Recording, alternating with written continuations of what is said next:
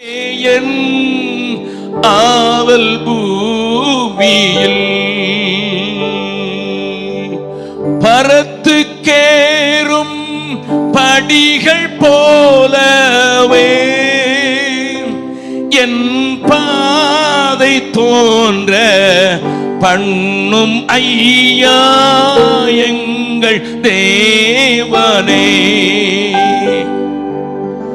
கிருபையாக நீர் எனக்கு தருவதெல்லாம் உமதண்டை அருமையாக என்னை சேர்க்கும் அன்பின் தூதன் ஆகச் செய்யும் தேவனே. நான் உமதண்டையில் இன்னும் நெருங்கி சேர்வதே என் ஆவல் பூமியில். இன்னும் நெருங்கி சேர்வதே என் ஆவல் பூமியில்.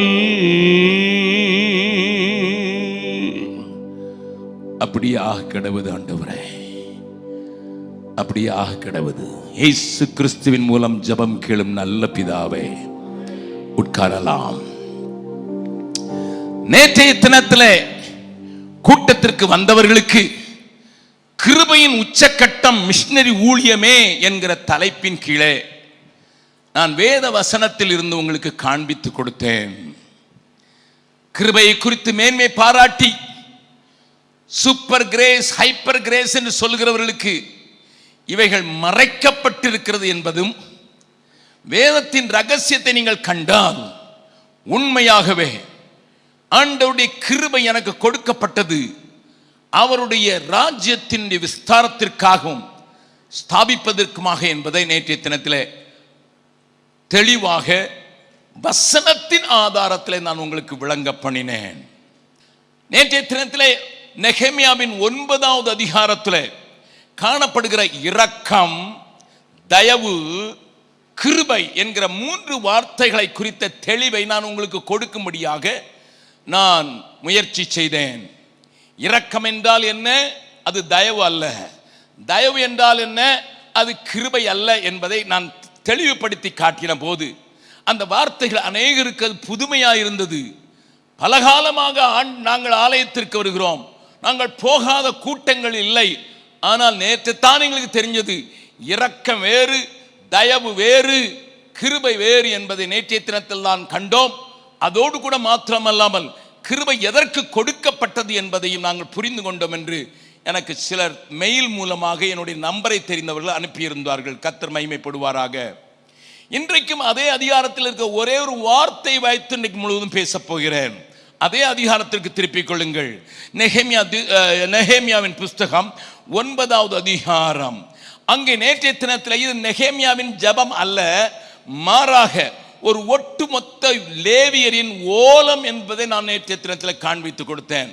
Many times we are misguided by people that this is a prayer of Nehemiah. No, இது நெகேமியாவுடைய ஜெபம் அல்ல, மாறாக உணர்த்தப்பட்ட ஆசாரியர்களும் லேவியர்களும் நின்று ஜனங்கள் மத்தியிலே ஓலமிட்டார்கள் என்று ஜெபம் கொண்டு கூட சொல்லவில்லை.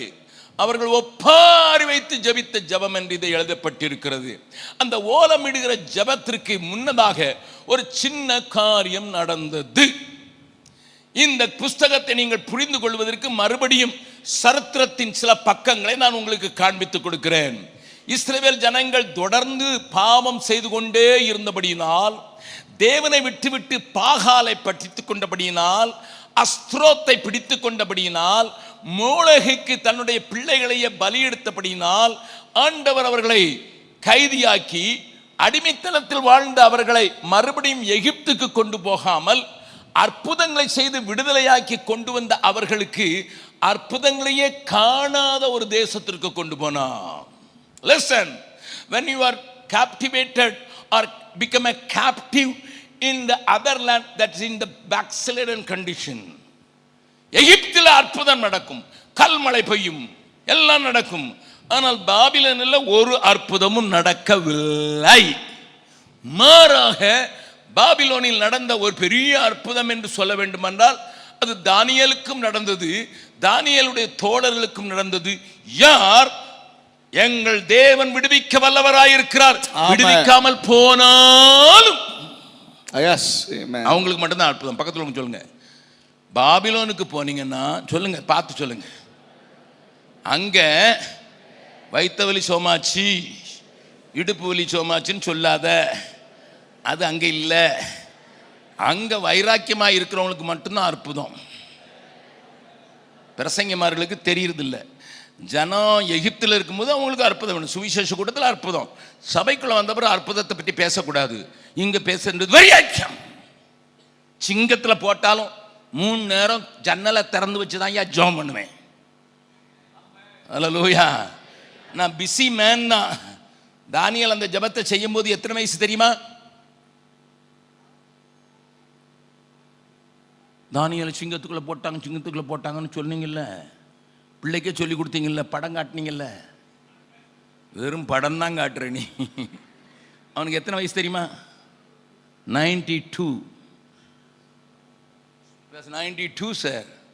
92 வயசுலயும் நேர் முழங்கால நின்று எல்லாரும் பார்க்க முடியாது, ஜன்னலை திறந்து வச்சு சட்ட விரோதமா இருந்தாலும் நிப்பாயா தானியேல். அவனுக்காக ஆண்டவரை தேவனை மகிமைப்படுத்தலாமா?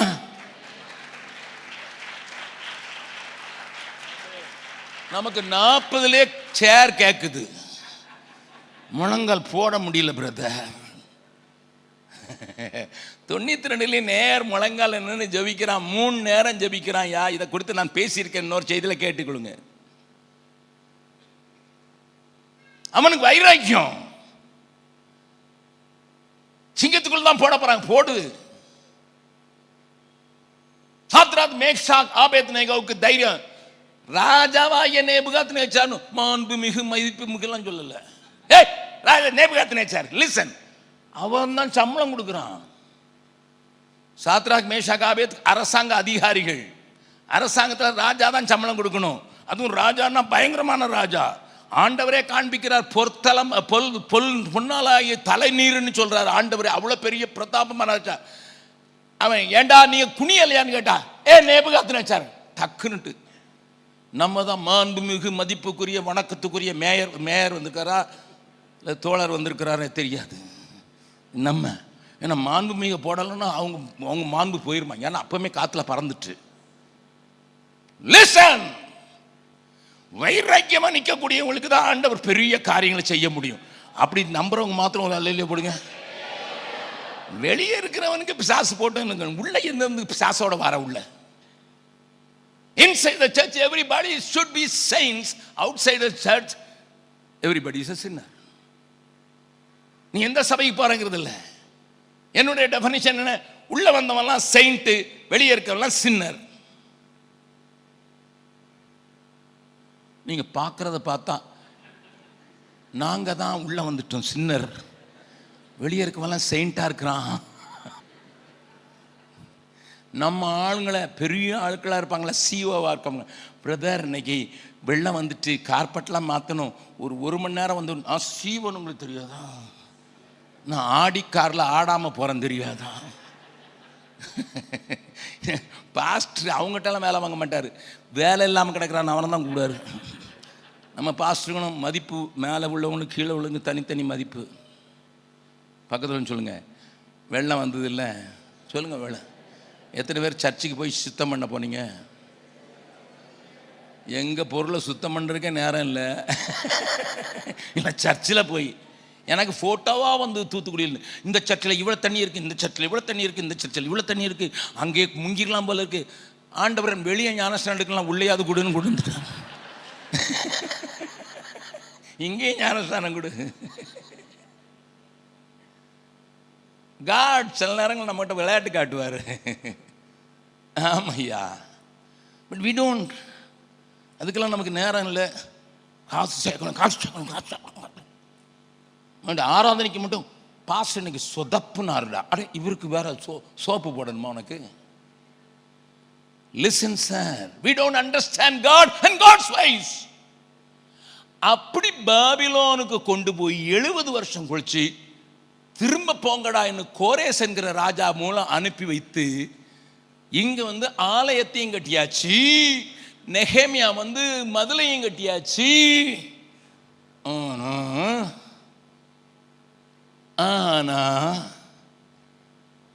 ஆனால் அந்நிய ஸ்திரீகளோடு திருமணம் செய்து கொண்டு அவர்களுக்கு பெற்ற பிள்ளைகளோடும் அங்கு இருக்கிற பிரித்தெடுக்கப்பட்ட ஒரு கூட்டத்தை எஸ்ரா காண்கிறான். வேதபாரகனாய் எஸ்ரா அவனும் அங்கிருந்தா வந்தான், பாபிலோன்ல இருந்தா வந்தான். நெகேமியா தலைவனா இருக்கிறான், செருபாபேல் தலைவனா இருக்கிறான், யோசுவா ஆசாரியனா இருக்கிறான். எஸ்ரா சொல்றான், அப்பா வெளியெல்லாம் ஆலயத்தை சுத்தி கோயிலுக்கு காம்பவுண்ட் நல்ல உயரமாவே போட்டோம், சத்துரு வெளியே இருந்து வர மாட்டான்ப்பா, அழகான ஆலயத்தை கட்டிட்டோம் ஆண்டவரும் சொல்லிட்டாரு. முந்தின ஆலயத்தின் மகிமையை காட்டிலும் பிந்தின ஆலயத்தின் மகிமை பெரிதா இருக்கும் என்று சொல்லிட்டாரு. We have a church, we have a good compound wall, we have got decorated gates. எதுக்குப்பா எஸ்ரா ஏன்பா அழுகிற? யோசுவா கேட்கிறான், செருபாபேல் கேட்கிறான், நெகேமியா கேட்கிறான், ஐயா சொல்லிட்டாளுப்பா எஸ்ரா. ஏனென்றால் வேதபாரகனாகிய எஸ்ராவை குறித்து வேதம் சொல்கிறது, தன் இருதயத்தை பக்குவப்படுத்தி இருந்தான். அப்ப பிஷப்பானாலும் சரி, பிஷப்பானாலும் சரி, மூப்பனானாலும் சரி, உபதேசியாரானாலும் சரி, நீ உன் இருதயத்தை பக்குவப்படுத்தாம பிரசங்கம் பண்றதுக்கு உனக்கு உரிமை யாரு கொடுத்தது? Listen, let us turn back to the word of God. வேதத்துக்கு திரும்புவோம். இருதயத்தை பக்குவப்படுத்தி இருந்தான். ராஜாவுக்கே தெரியும். வாஸ்திரலாம், ஒரு வசனத்தை வாஸ்திரலாம், அந்த வசனம் நல்லா அழகாக இருக்கிறது. எஸ்ராவின் புஸ்தகம் திருப்புங்க, நான் 9வது மறுபடி வர்றேன். எஸ்ராவை குறித்து சாட்சி சொல்கிறத பாருங்க. அங்கே எழுதப்பட்டிருக்கிற காரியம் எனக்கு மிகவும் பிரியமான ஒரு காரியம். எஸ்ராவின் புஸ்தகம் 7வது அதிகாரம் 10வது வசனம். கர்த்தருடைய வேதத்தை ஆராயவும் அதின்படி செய்யவும் இஸ்ரவேலிலே கட்டளைகளையும் நீதி நியாயங்களையும் உபதேசிக்கவும் எஸ்ரா தன் இருதயத்தை பக்குவப்படுத்தி இருந்தான். அந்த எஸ்ராவை குறித்து பின்னால ராஜாவே ஒரு லெட்டர் கொடுக்கிறாரு. அந்த லெட்டர்ல அவனுக்கு ரெக்கமெண்டேஷன் எழுதும்போது அங்க கொடுக்கிற கட்டளையை நீங்க வாசித்தீங்கன்னா அங்க எழுதியிருக்கும், இந்த எஸ்ராவை நான் உங்களிடத்துல அனுப்புகிறேன் என்று சொல்லுவதற்கு அங்கே அவனை அனுப்புகிறதை அந்த அதிகாரத்தில் பார்க்கலாம். நேரமில்லை. Listen, the others must know that you have a right heart. நல்லா கவனிங்க. உங்களை பார்க்கிறவங்க சொல்லணும். என்ன சொல்லணும்? இருதயம் நல்ல பக்குவப்படுத்தப்பட்ட ஆள். போதிக்கிற யாரானாலும் சரி, எவாஞ்சலிஸ்ட் ஆனாலும் சரி, பாஸ்டர்ஸ் ஆனாலும் சரி, பிஷப்புகள் ஆனாலும் சரி, சூப்பர்டெண்டிங் பாஸ்டர் ஆனாலும் சரி, நீங்க இதை அறிந்து கொள்ளுங்கள்.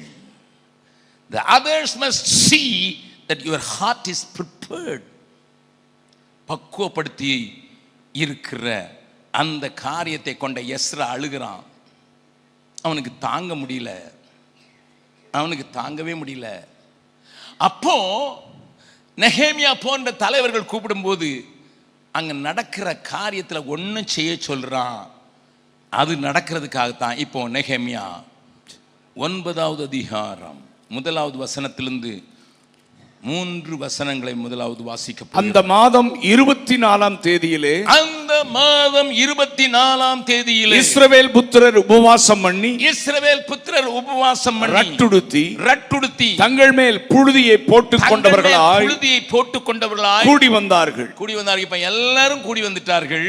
இஸ்ரவேல் சந்ததியார், ஆனா நல்லா கவனிங்க, இஸ்ரவேல் சந்ததியார் மறு ஜாதியாரை எல்லாம் விட்டு பிரிந்து மறு ஜாதியாரை எல்லாம் விட்டு பிரிந்து வந்து நின்று தங்கள் பாவங்களையும் தங்கள் பிதாக்களின் அக்கிரமங்களையும்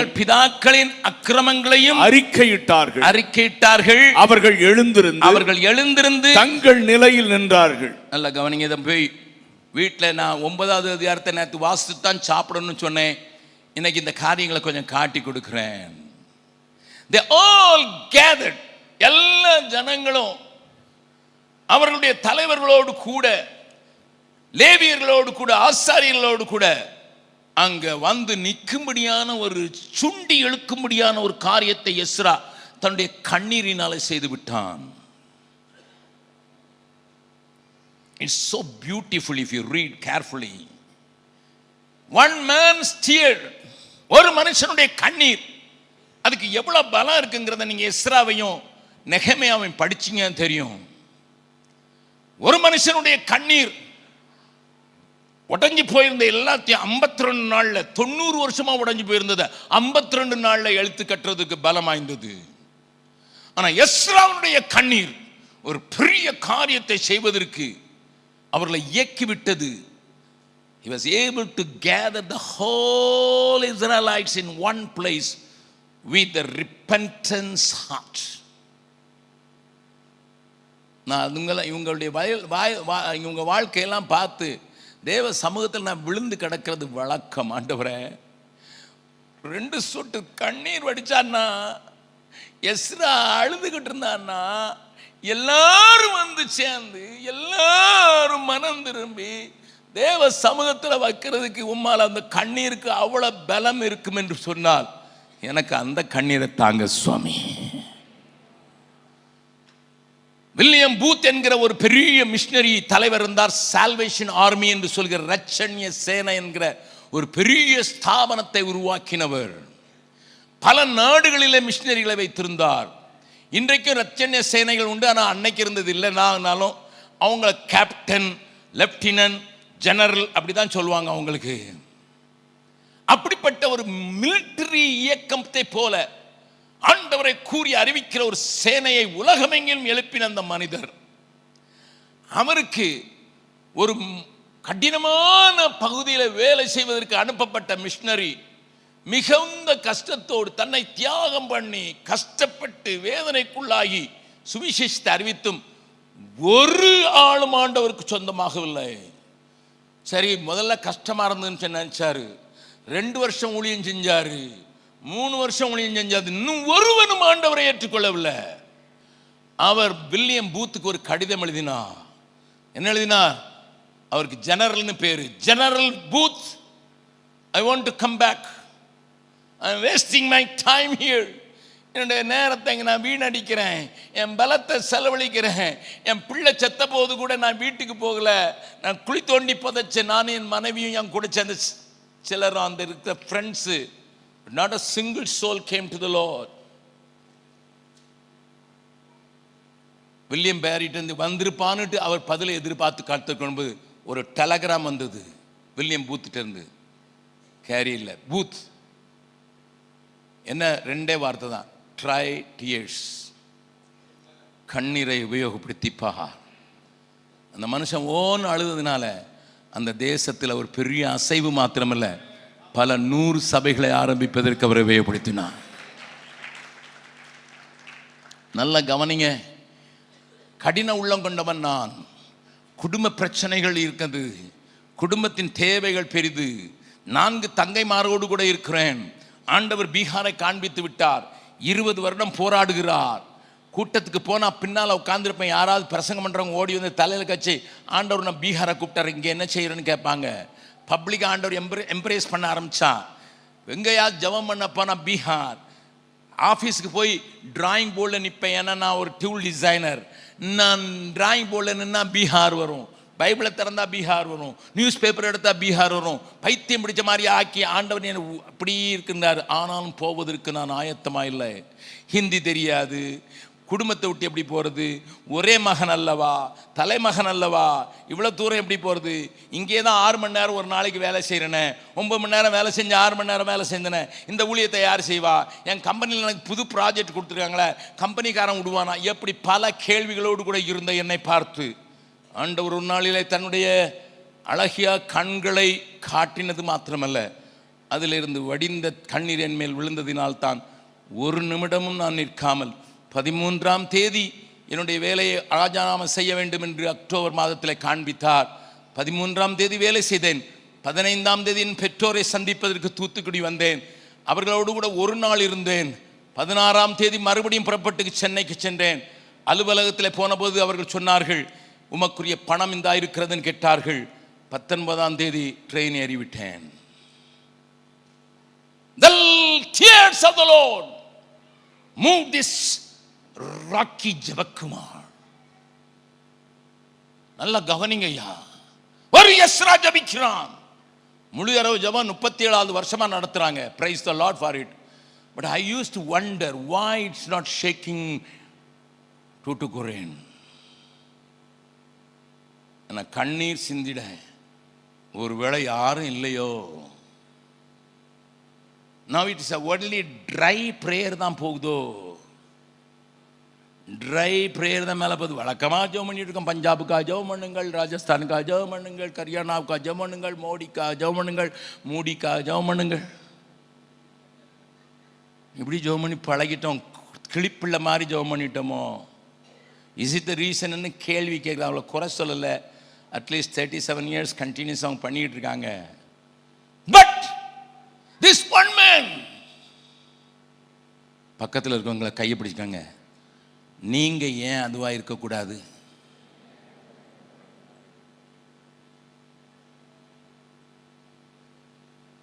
சிலருக்கு அம்மா வீட்டிலேருந்து 2 நாளாக ஃபோன் வரலையாம்.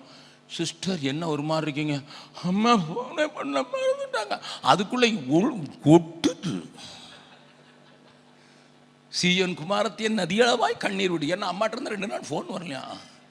கிளா அங்கே படுத்து கிடக்குது. காய்ச்சல்ல பேச முடியாமல் இருக்குது. பக்கத்தில் வந்து கை கலைங்க. கிளவிக்காக கண்ணீர் விடிக்கிறத விட்டுட்டு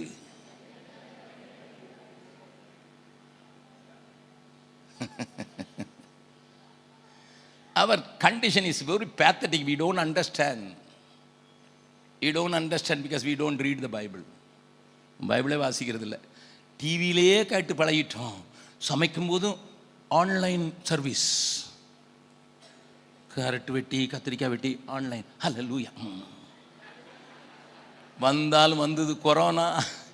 எல்லாரும் ஆணை பெண்ணாக்கி பெண்ணை ஆணாக்கி ஆன்லைனில் ஆகிடுச்சு. உண்மைதானே? உங்கள் பல்ல பார்த்தாலே எனக்கு தெரியுது. This is the condition of the church today. இந்த ஒரு மனிதன் கண்ணீர் விட்ட உடனே அவங்க ஒன்று செஞ்சாங்களாம். உபவாசம் பண்ணாங்க, ரெட்டு உடுத்தினாங்க, புழுதியை போட்டுக்கொண்டாங்க, கூடி வந்தார்கள். I am not impressed by that. இந்த வேஷம் போதுறது தான் நமக்கு தெரியுமே. எல்லாரையும் நான் சொல்கிறேனோ, எல்லாம் புழுதி போட்டுக்கிடுன்னா உப்பளத்தின் புழுதியாவது எடுத்துக்கொண்டு போட்டுக்கிடுவீங்க. You will do it. But the next second verse, it shakes me. வாசிக்கலாம் 2வது வசனம். இஸ்ரவேல் சந்ததியார் மறு ஜாதியாரையெல்லாம் விட்டு பிரிந்து வந்து நின்று. ஏன்னா தெரியாம நாங்க கலந்து போயிட்டோம், பரிசுத்த விளைச்சலை உண்டாக்கிட்டோம், தேவ நாமத்துக்கு தூசணை உண்டாக்கிட்டோம். எங்க சாலமோன் காட்டி கொடுத்துட்டு போயிட்டாரு. என்ன காட்டி கொடுத்துட்டு போயிட்டாரு? மறுஜாதியார் பெண்களெல்லாம் கல்யாணம் பண்ணி வர வேண்டிய சண்டைக்காரனெல்லாம் மாமனாரா மாத்திட்டாரு. உங்களுக்கு தெரியுமா? சாலமோன் தான் அவரு. எவனா சண்டைக்கு வந்தானா, மாமா மகளை தாங்க மாமா. இந்த பக்கம் சண்டைக்கு வந்தா, மாமா நீங்களும் மாமா தான், நீங்களும் மாமா, நீங்களும் மாமா, நீங்களும் மாமா, 700 மாமா. இது காணா குறைக்கு மாமா இவளை மட்டும் கொடுத்தா பார்த்தா ஒரு ஸ்டெப்னி பஞ்சர் ஆயிட்டுனா என்ன செய்யறது, அது ஒரு 300. அவர் ஐஸ்வர்யவானா இருக்கவில்லையா? பொன் அவர் காலத்தில் சாதாரணமாக எண்ணப்பட்டது. வெள்ளியை யாரும் பொருட்டா நினைக்கல. அவர் ஐஸ்வர்யவான. நானும் ஸ்டெப்னி வச்சாதான் ஐஸ்வர்யவானு கொஞ்சம் பேர் திரிகிறான். லிசன், நாங்கள் சாலமோனிலும் பெரியவரை பின்பற்றுவதை விட்டுவிட்டு நாங்கள் சாலமோனை பின்பற்றி விட்டோம். என் ஜனம் பாவத்தில் மாழ்கிறதே, என்னை விட்டோடும் என் ஜனமே, என் ஜனம் பாவத்தில் மாழ்கிறதே, என் உயிர் தந்தேன் மண்ணுயிர்க்கே, என் துயர தொனியோ இதை யார் என்று கேட்பாரோ, என் காரியமாக யாரை அழைப்பேன் என்றீரே வந்தேனிதோ, என் காரியமாக யாரை அழைப்பேன் என்றீரே எல்லாரும் சேர்ந்து பாடலாமா? முதல்ல இருந்து அழைத்தீரே இயேசுவே, அன்போடே என்னை அழைத்தீரே, ஆண்டவர் சேவையிலே மரிப்பேனே, ஆயத்தம் ஆனேன் தேவே, ஆண்டவர் சேவையிலே மரிப்பேனே, ஆயத்தம் ஆனேன் தேவே, அழைத்தீரே. மறுபடியும் பாட போறோம், ஆண்டவருடைய கதற பாட போறோம். ஆண்டவர் என்ன சொல்றாரு? என் ஜனம் பாவத்தில் மாழ்கிறதே, என் உயிர் தந்தேன் மண்ணுயிர்க்கே,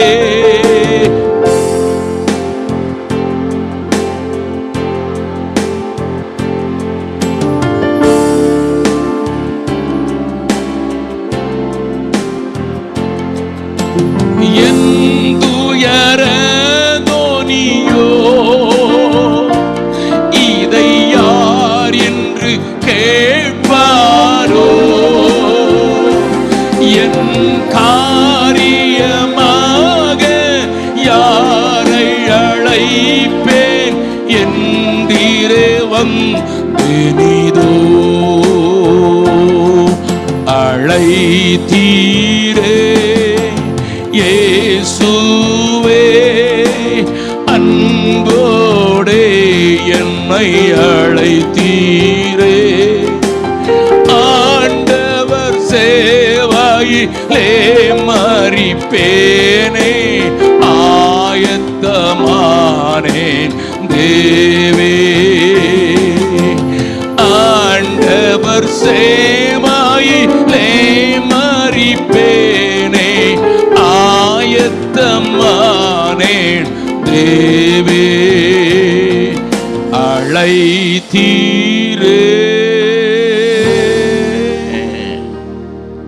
ஆண்டவருடைய ஏக்க துணி என் ஜனம் பாவத்தில் மாழ்கிறது. ஆண்டு சொல்றேன், நான் தான் மீட்டு கொண்டேன், எல்லாத்தையும் கொடுத்து மீட்டேன். But they have fallen again. கலந்து போயிட்டாங்க, உலகத்தோடு கலந்து போனாங்க, அடுத்த தேவர்களோடு கலந்து போனாங்க, திருமணத்தில் கலந்து போனாங்க. இன்னைக்கு காலையில் செய்தியை மறுபடியும் கேளுங்க. காலையில் நான் திருமண காரியங்களை குறித்து பேசியிருக்கிறேன், தயவு செய்ததை கேளுங்கள். பந்தி விசாரணை பக்காரனுடைய குடும்பம்னு தலைப்பு கொடுத்துருக்காங்க எங்கள் ஆட்கள். லிசன், இப்போ நடந்தது என்னென்னா, 2வது வசனத்தை மறுபடியும் பார்க்கலாம். நெகேமியா 9, இஸ்ரவேல் சந்ததியார் மறு ஜாதியாரையெல்லாம் விட்டு பிரிந்து வந்து நின்று. கோடு போடுறதுக்கு வழக்கம் இருந்ததுன்னா விட்டு என்பதில் மட்டும் நீங்கள் கோடு போட்டுக்கோங்க. இப்போ தான் நான் பிரசங்கத்துக்கே வாரேன். நீங்கள் தான் சொல்லியிருக்கீங்க 11 மணி வரைக்கும் போகலான்னுட்டு. ஹல்லேலூயா. விட்டு, என் பிரசங்கமே இன்னைக்கு பேர் விட்டு. ஆமையா, விட்டு தான் நாங்கள் வரணும்னா எதெல்லையா விடணும்னு சொல்லிட்டு ஒரு பெரிய கேள்வி இருக்கும். வேகமாக பல வசனங்களை காட்டி கொடுக்க போகிறேன். நான் சில வசனங்களுக்கு மட்டும் விளக்கம் கொடுக்க போகிறேன். ஏன் என்ன சொல்கிறாரு ஆண்டவனுக்கு புதிய ஏற்பாட்டில் பார்க்கணும். நீங்கள் உடனே சொல்லிங்க, இதெல்லாம் பழைய ஏற்பாட்டுக்காரன், நாங்கள்லாம் புதிய உடன்படிக்கைக்காரங்க, அதுக்கெல்லாம் எங்களுக்கு கிடையாது, நாங்கள் அழுகிறதுக்குள்ள ஜெபிக்கிறதுக்குள்ள நாங்கள் ஜெபிக்கல மாட்டோம் அப்படின்னு சொல்கிற ஒரு கூட்டம் மதுரையில் இருக்குது, கோயம்புத்தூரில் இருக்குது, சென்னையில் இருக்குது.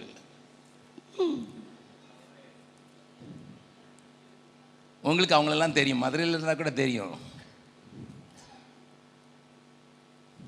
அடுத்த வீட்டு மச்சான் ஆசை காட்டி இழுத்தான். பக்கத்து வீடு தானே உங்களுக்கு. அதனால கொஞ்சம் வீட்டில் அந்த படம் ஓடுது எனக்கு தெரியும், உங்கள் வாட்ஸ்அப்பில் ஓடுது எனக்கு தெரியும், யூடியூப்பில் ஓடுது தெரியும். நீ ஜபிக்கலாம் வேண்டாம், நீ உபாசிக்கலாம் வேண்டாம், அதெல்லாம் அவர் செஞ்சு முடிச்சிட்டாரு. நீ கும்மாளம் போடு, லைட்டு போட்டு ஆடு. லிசன், நான் அதனால புதிய ஏற்பாட்டிலேருந்து எடுத்திருக்கேன் இதெல்லாம் விடணும்ட்டு.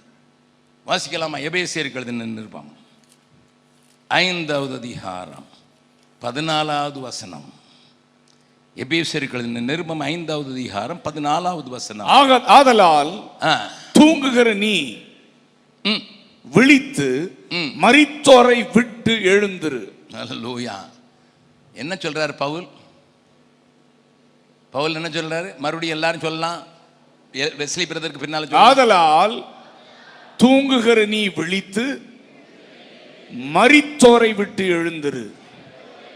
எப்ப உனக்கு தூங்குறதுக்கு வேற இடமே கிடைக்கலையாடா? மார்ச்சுரியில போய் தூங்கிட்டு இருக்கேடா.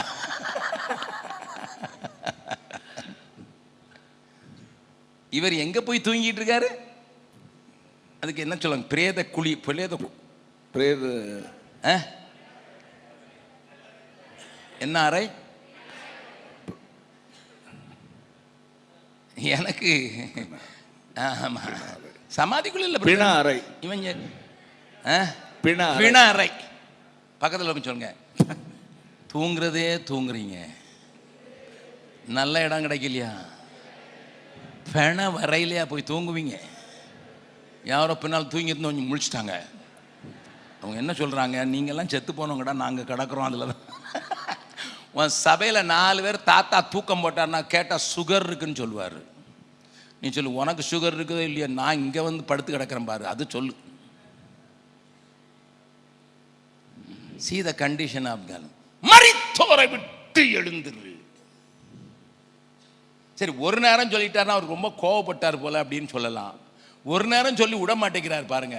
அடுத்தால பார்த்துங்க, அடுத்தால ரோமருக்கு எழுதும் போதும் ஒரு சபையை விட்டுட்டார், அடுத்த சபையை பாருங்க. ரோமர் 13:11. ரோமருக்கு நிருபம் 13வது அதிகாரம் 11வது வசனம். நித்திரையை விட்டு எழுந்திருக்கத்தக்க வேலை ஆயிற்று என்று. நல்ல தூக்கம் ஆளு. ரோம சபைதான், எபேசு சபைதான், மகிமை பொருந்தின சபைன்னு பேர் எபேசு சபைக்கு. அந்த எழுதும் போதே முதல்ல பரிசுத்தவான்களுக்கு எழுதுகிறதுன்னு எழுதுவார். ரோமருக்கு எழுதினாலும் my dear people of God, எந்த சபையில தூங்கிட்டு இருக்கீங்க? ஆண்டவர் சொன்னார் சரத சபை பார்த்து, உன் பேர் தாண்டா உயிரோடு இருக்க, நீ செத்தவனா இருக்கிறார். ஆனா உங்களையும் சிலர் இருக்கிறாங்க, தங்கள் வஸ்திரத்தை கரைப்படுத்தாத சிலர் உண்டு. But I pity those people connecting these words. நித்திரையை, அது எப்படியா? 12வது வசனத்தை வாசிங்க. இரவு சென்று போயிற்று, இரவு சென்று போயிற்று, பகல் சமீபமாயிற்று. ஆகையால் அந்தகாரத்தின் கிரியைகளை நாம் தள்ளிவிட்டு ஒளியின் ஆயுதங்களை தரித்துக் விசுவாசிகள் ஆன போது ரட்சிப்பு நமக்கு சமீபமாய் இருந்ததை பார்க்கலாம், இப்பொழுது அதிக சமீபமாய் இருக்கிறதே. நாள் தவறினாலும் பூமி அதிர்ச்சி தவறவில்லையே. கொலையும் வன்கொலையும் ரேப்பும் குறையவில்லையே. அதிகாரிகளும் பெண்களை குடித்தை எண்ண முடியவில்லை. தன்னுடைய 4 வயது பிள்ளைய கொன்னு பையில வச்சிட்டு கோவா வரைக்கும் போறா ஒருத்தி. கம்பெனிக்கு பெரிய CEO. Oh country of India, where are you going? தான் வயிற்றுல பிறந்த 4 வயசு பிள்ளைக்கு தூங்கிக்கிட்டு இருந்த பிள்ளை மேல தலைவனையை போட்டு மூச்சு விடாம அழுத்தி அந்த ஒரு பையில போட்டு முதுகுல சுமந்து பிளேன் ஏறி கோவாவுக்கு போறியே. ஒரு பெண்ணை கற்பழித்து விட்டார்கள் 11 பேர் கூட்டாக. சுப்ரீம் கோர்ட் சொல்லிச்சு இவனுக்கு ஆயுள் தண்டனை என்று. ஆனா குஜராத் அரசாங்கம் சொல்லிச்சு நாங்கள் மன்னிப்பு வழங்குகிறோம் என்று. வெளியே வந்தபோது அவனுக்கு மாலை போட்டு ஆரத்தி எடுத்து உனக்கு ரத்தம் குதிச்சிருக்கணும். உன் பிள்ளைக்கு நடந்திருந்தா என்ன நினைச்சிருப்ப? உன் பிள்ளைய 11 பேர் கூட்டா கற்பழிச்சிட்டு அரசாங்கத்தில் அதிகாரிகள் அல்ல நீதிபதிகள் சொன்னாங்க உள்ள போடு. அரசாங்கத்துக்கு வந்தவன பதவிக்கு வந்தவன எல்லாரையும் வெளியே விட்டு மாலை போட்டு ஆரத்தி எடுத்து. என்ன இவன் தான் தேசத்துக்காக அவ்வளோ பெரிய தியாகம் பண்ணிட்டு உள்ள போயிருக்கான். நல்ல வேலைக்கு ஒரு நல்ல சுப்ரீம் கோர்ட் இருந்ததுனால மறுபடியும் உள்ள போட்டுடுச்சு. ஆனால் 11 பேர் வெளிவிட்டதில் 9 பேரை காணும். உன் பிள்ளைக்கு நடந்து சும்மா இருந்திருப்பியா? நிர்வாணப்படுத்தி நடத்தினது மாத்திரம் இல்லை, அவன் புருஷன் கார்கில்ல சண்டை போட்டுக்கிட்டு இருக்கான். கார்கில்ல யுத்தம் பண்ணி ஜெயிச்சவன் அவன் மனைவி. உனக்கு கொதிக்கவில்லையா சபையே? நம்ம சபையில் இருந்த பெரிய பெரிய பிஷப்புகள் ஒரு லைன் எழுதல. ஏன்னா நமக்கு எவனுக்கா நடக்குது? மணிப்பூர்ல தான் நடக்குது. ஐயோ, இவ்வளவு உணர்வற்று போய்விட்ட செத்த சபையாக மாறிவிட்டோமோ? அம்மா, ஆண்டவர் சொல்றாரு இரவு சென்று போயிட்டுப்பா, பகல் சமீபமாயிட்டு ஐயா. அதனால் அந்தகாரத்தின் கிரியைகளை நாம் தள்ளிவிட்டு நீ தேவ சமூகத்தில் வந்து ஓலமிடுறதுக்கு முன்னால இது செய்யணும். நான் சின்ன பையனா இருக்கும்போது நாங்கள் ஒரு விளையாட்டு விளையாடுவோம். என்ன விளையாட்டு தெரியுமா? இந்த குரங்கு ரொம்ப தொந்தரவு பண்ணும். குரங்கு வந்து ரொம்ப தொந்தரவு பண்ணும். கையில் இருக்க முழுக்க பிடிங்கிட்டு போயிடும், வாழைப்பழத்தை பிடிங்கிட்டு போயிடும். வாழைப்பழத்தை பிடிங்கிட்டு போனோம்ல, நம்ம பார்த்து பல்ல காட்டிக்கிட்டு உரிச்சு சாப்பிடும். நமக்கு முன்னால் குற்றாலத்துக்கு போய் பாருங்கள். நம்ம கையிலேருந்து பிடுங்கினது மட்டும் இல்லை, பல்லெல்லாம் காட்டிக்கிட்டு அதை விரிச்சு சாப்பிடுவார் பாருங்க. அவரை குரங்கு தொல்லை தாங்காமல் போனதுனால ஒரு சின்ன விளையாட்டு அந்த குரங்கை பிடிக்கிறதுக்கு. மெல்லிசா இளநியை, அதில் தேங்காயும் இருக்கும் ஆனால் தண்ணியும் இருக்கும், அதை கொண்டு கொஞ்சம் சீவிட்டு அது முன்னால் வைக்கிறது. அதுக்கு பயங்கர சந்தோஷம். நம்மையும் அவர்கள் கனப்படுத்துகிறார்கள் சொல்லி தன் கையை உள்ளே விட்டு அப்படியே சுரண்டி எல்லா தேங்காயும் எடுத்துக்கிட்டு வெளியே எடுத்த வராது, விடாது. நிறைய பேர் கிறிஸ்துவுக்குள்ள வந்தது உண்மைதான், ஆனால் விட வேண்டியதை விட முடியலையே. விட்டு ஓஹோ, புதிய ஏற்பாட்டில் விட்டு விட்டு சொல்றாரா இல்லைன்னா விட்டு விட சொல்றாரா? நல்லா கவனிங்க, நல்லா கவனிங்க. இப்போ நான் உங்களுக்கு ஒரு எக்ஸசைஸ் கொடுத்து தான் நான் போகிறேன். உன் வீட்டில் போய் இந்த வருஷத்தில் என்ன தீர்மானம் எடுத்தியோ எனக்கு தூக்கி குப்பையில் போடு. இன்னையிலிருந்து நீ முதல்ல இருந்து ஆரம்பித்து வெளிப்படுத்தினது வரைக்கும் 3 மாதம் 90 நாள் 100 நாளே வைங்க. ஏன்னா நீங்கள் படம்லாம் ஓட்டினா 100 நாள் 100 மணி நேரம் அப்படி தானே ஓட்டுவீங்க. 100 நாள் கொடுக்குறேன். 100 நாளில் ஒரு தடவை நான் பைபிளை படித்து இந்த விட்டு விட்டு விட்டுன்னு எதெல்லாம் விட சொல்கிற அதை மட்டும் எழுதி படிக்க போகிறேன்னு சொல்கிறவங்க மாத்திரம் கை வைத்துங்க பார்க்கலாம். எக்ஸசைஸ் கொடுத்தா கூட செய்ய மாட்டாங்க, ஏன்னா ஹோம்ஒர்க்கு நமக்கு பிடிக்காது. இல்லை, கோ பேக் அண்ட் ரீட். ஒரு நாளைக்கு 2 அதிகாரம் வாசிங்கய்யா, முடிஞ்சுருயா. அதில் விட்டுங்கிற ஒரு தாள் எடுத்துட்டு எழுதுங்க. விட்டு எதெல்லாம் விட்டு வர சொல்கிறாருன்னுட்டு எழுதுங்க. நீங்கள் பெரிய பிரசங்க ஆயிருங்க. நீங்கள் அகஸ்டின் பக்கமாக இருக்க பிரசங்கம் பண்ண ஆரம்பிச்சிருங்க.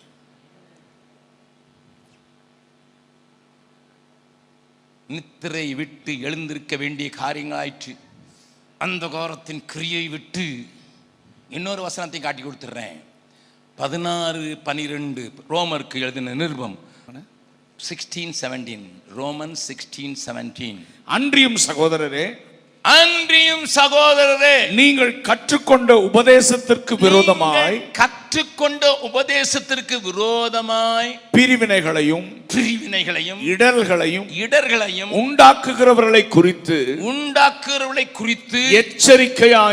எச்சரிக்கையாயிருந்து அவர்களை விட்டு விலக வேண்டும் என்று உங்களுக்கு புத்தி சொல்லுகிறேன். ஹலோ, ஆமென். ஆமென் சொல்றவங்க மாத்திரம் கையை வைத்து ஆமென் சொல்லுங்க. அப்பதான் ஆமென். மறுபடியும் வாசிங்க பிஸ்லி. அன்றியும் சகோதரரே, நீங்கள் கற்றுக்கொண்ட உபதேசத்திற்கு விரோதமாய் பிரிவினைகளையும் இடர்களையும் உண்டாக்குறவர்களை குறித்து எச்சரிக்கையாய் இருந்துட்டு சும்மா டேஞ்சர் போர்டு மட்டும் மாட்டி விட்டுறாது. அவனுக்கு அவர்களை விட்டு விலக வேண்டும் என்று உங்களுக்கு புத்தி சொல்லுகிறேன். ஏன்னா அதுக்கு பின்னால இருக்குது. அடுத்த வசனத்தை வாசிடலாம். எப்படிப்பட்டவர்கள் சொல்லுங்க.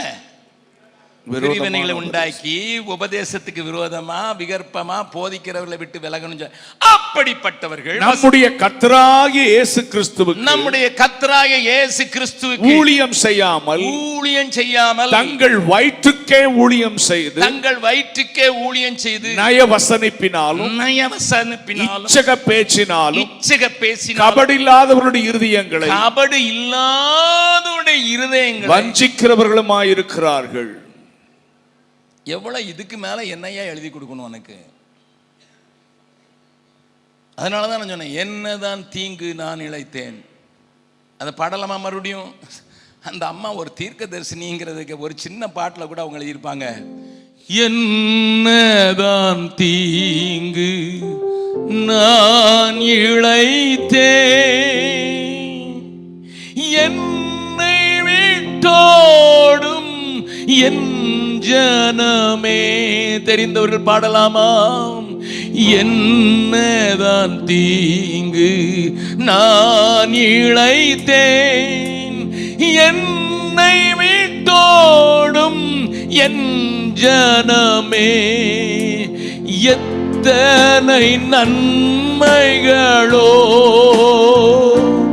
உனக்காக நான் செய்தேனல்லோ. எந்தே ஊரை தென்னை ஏங்கி அழைத்தி எப்படி நான் மறப்பேன். மறுபடியும் எல்லாரும் சேர்ந்து பாடலாமா? என்னதான் தீங்கு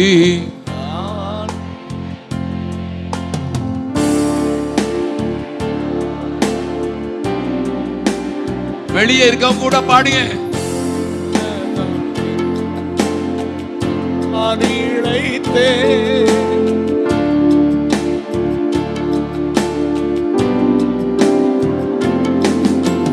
எத்தனை நன்மைகளோ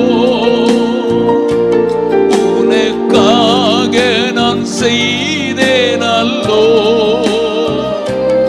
என்றே ஊரை தென்னை ஏங்கி அழைத்தி எப்படி நான் மறப்பேன். எந்தே ஊரை தென்னை ஏங்கி அழைத்தி எப்படி நான் மறப்பேன். அழைத்தீரே இயேசுவே, அன்போடே என்னை அழைத்தீரே. ஆண்டவர் சேவையிலே மரிப்பேனே, ஆயத்தமானேன் தேவே. ஆண்டவர் சேவையிலே மரிப்பேனே, ஆயத்தமானேன் தேவே அழைத்தீரே. இது ஸ்டேட்டஸ், நம்முடைய ஸ்டேட்டஸ், இதுதான் நிலைமை. இது தேவன் நம்ம நிலைத்து நிற்க கொடுப்பதற்கு கொடுக்கிற நிலைமை. ஆனா நம்ம கேரக்டர் பாதிக்கணும், நம்முடைய குணாதிசயங்களை பாதிக்கணும். அதுக்கு என்னெல்லாம் விழ சொல்றாருன்னு சொல்லி பார்க்கலாம், வாசிக்கலாம். எபேசியர்கள் நிருபம் 4வது அதிகாரம் 31வது வசனம். எபேசியர்கள் நிருபம் 4வது அதிகாரம். சகலவிதமான கசப்பும் கோபமும் மூர்க்கமும் கூக்குரலும் தூஷணமும் மற்ற எந்த துர்க்குணமும் உங்களை விட்டு நீங்க கடவது. மறுபடியும் வெஸ்லியா பிரதருக்கு பின்னால வாசிங்க பார்க்கலாம். சகலவிதமான கசப்பும் கோபமும் மூர்க்கமும் கூக்குரலும் தூஷணமும் மற்ற எந்த துர்க்குணமும் உங்களை விட்டு நீங்க கடவது. பக்கத்துல கேளுங்க, இதெல்லாம் முடியுமாங்க? இது சூப்பர் கிறிஸ்டியன் லைஃப்ங்க. இதெல்லாம் நம்ம ஆர்டினரி நார்மல் கிறிஸ்டியனுங்க. அதுக்கு முன்னால இன்னொன்னு போட்டிருக்காரு, அந்த வசனத்தை வாசித்துட்டு தான் இந்த வசனம் வழங்கும். 30வது அன்றியும் நீங்கள் மீட்கப்படும் நாளுக்கென்று முத்திரையாக பெற்ற தேவனுடைய பரிசுத்த ஆவியை துக்கப்படுத்தாதிருங்கள். எதுக்கு கொடுத்திருக்கிறார் பரிசுத்த ஆவி? மீட்கப்படும் நாளுக்கென்று முத்திரையாக பெற்ற. பக்கத்தில் இருக்கவங்கிட்ட கேளுங்க, அந்த முத்திரை இல்லைன்னா சொல்லுங்க. முத்திரை இல்லைன்னா மிருகத்தின் முத்திரையை போடணும். காலியா இருக்க முடியாது. சொல்லுங்க மறுபடியும், காலியா இருக்க முடியாது. எந்த முத்திரை வேணும்? நாங்கள் சிஎஸ்ஐ பிரதர், நாங்கள் பென்டிகாஸ்டல் அல்ல. நீ எந்த காஸ்டியா இருந்தாலும் சரி, பென்டிகாஸ்ட் அட் எனி காஸ்ட். நீ எந்த காஸ்டா இருந்தாலும் பரவாயில்ல. நீ பிள்ளை மாறா இருந்தாலும் சரி, பிள்ளை இல்லாத மாறா விளக்கு மாறா இருந்தாலும் சரி, நீ நாடாரா இருந்தாலும் சரி, நாடாதவராக இருந்தாலும் சரி, நீ செட்டியாரா இருந்தாலும் சரி, குட்டியாரா இருந்தாலும் சரி, உனக்கு மீட்கப்படும் நாளுக்குன்னுட்டு முத்திரை போட்டவங்கெல்லாம் வேலை வாங்கன்னு சொல்லும்போது நீ போகணும். இல்லைன்னா மிருகத்தின் முத்திரைக்கு ரெடியா இருக்கணும். நமக்கு வேர்வை வந்து நம்ம முதல்ல எங்க துடைக்கிறோம்? வேற வந்து நம்ம முதல்ல இங்கே தான் துடைப்போம் இல்லை? எல்லா இடத்துலையும் வேர்க்குது, ஆனால் துடைக்கிறது இங்கே தான். அப்பமே தொடச்சி விட்டுறாங்க பரிசுத்தாவியும். கோவம் வந்துட்டு நான் எங்கே வேர்க்குது நம்ம. அதனால நம்ம ஆளுங்க கோவம் வந்துட்டு ஆண்டவரே துடைக்கிறேன்னு துடைக்கல, கோவத்தை துடைக்கல, ஆவியானவரே துடைச்சிடுறான்.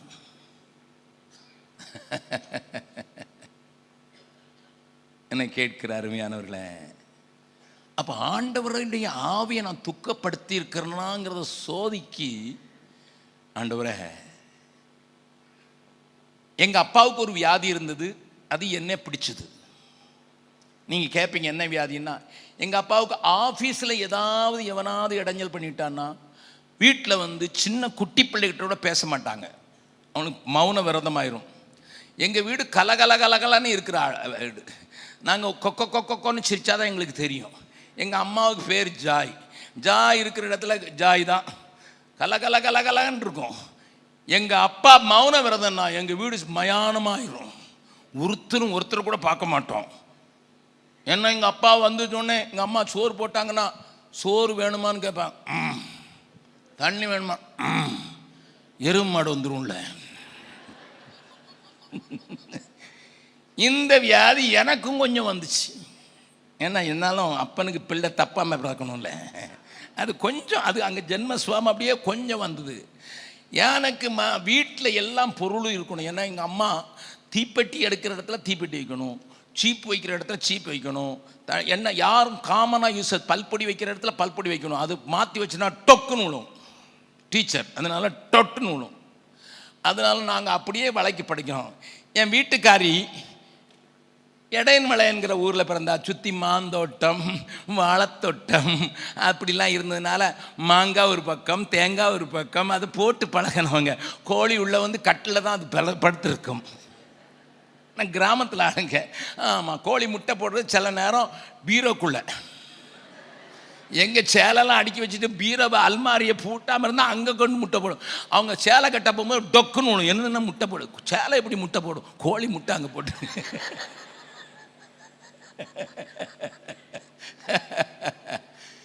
அப்படி வளர்ந்தவா. அதனால கல்யாணம் கட்டி இந்த எக்ஸ்ட்ரீமும் அந்த எக்ஸ்ட்ரீமும் சேர்ந்துச்சு.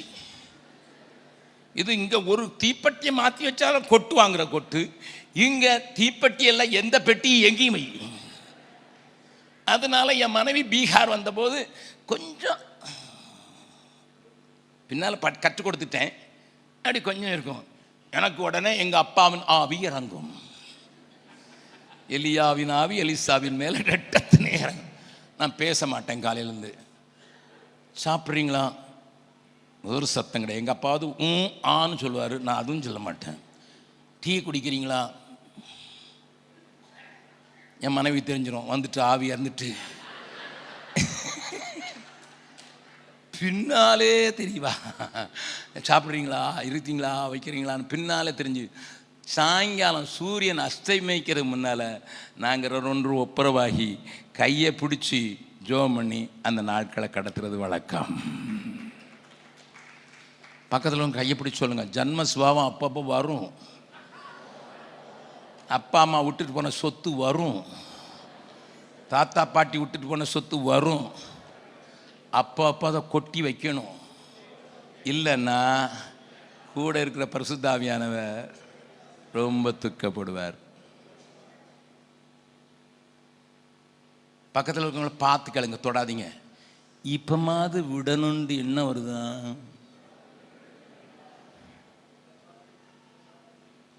சரி, இன்னொரு வசனத்தை பார்க்கலாம். 5வது அதிகாரம் 14வது வசனமும் 31வது வசனத்தையும், 14லேருந்து 31. ஆனால் அங்கே முக்கியமான காரியம் கணவன் மனைவி உறவை குறித்து எழுதியிருக்குது. அதெல்லாம் நான் பார்க்காம ஒரு வசனத்தை மட்டும் காட்டுகிறேன். 31வது வசனம் வாசிக்கலாம். இது நிமித்தம் மனுஷன் தன் தகப்பனையும் தன் தாயையும் விட்டு நல்லா கவனிங்க, தன் மனைவியுடன் இசைந்து. இது நிறைய பேருக்கு பொருந்துறதே இல்லை. கல்யாணம் பண்ணும்போது இந்த மாப்பிள்ளைக்கு இந்த பொண்ணை கொடுப்பவர் யார்? பொண்ணை யார் வருவா? பொண்ணுடைய அப்பா வந்து, மருமகனே இவ்வளோ நாளும் சுமந்தேன், இவ்வளோ நாளும் பாதுகாத்தேன், இவ்வளோ நாளும் அலங்கரித்தேன், காலேஜில் படிக்க வச்சேன், இனிமேல் நீங்கள் தான் பார்த்துக்கிடணும்.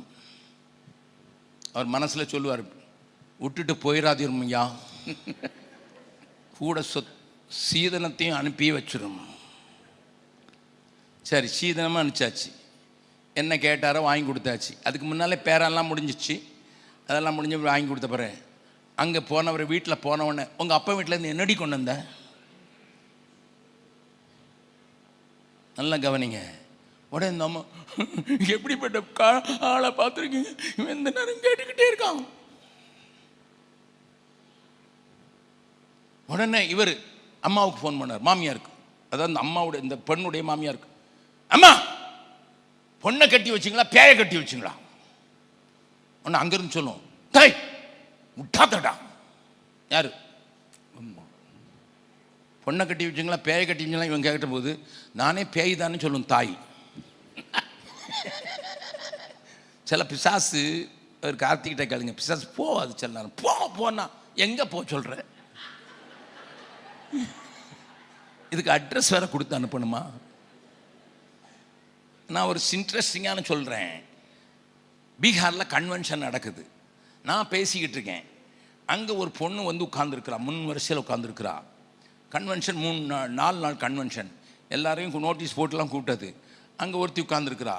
அவளுக்கு கொஞ்சம் ஒரு மாதிரி இருந்தவுடனே எங்கள் சகோதரர்கள், எங்கள் பைபிள் ஸ்கூல் பிள்ளைங்கள்லாம் போய், யோ இயேசுவின் நாமத்தில், அது கொஞ்சம் கொஞ்சம் கேட்டு பார்த்துச்சு.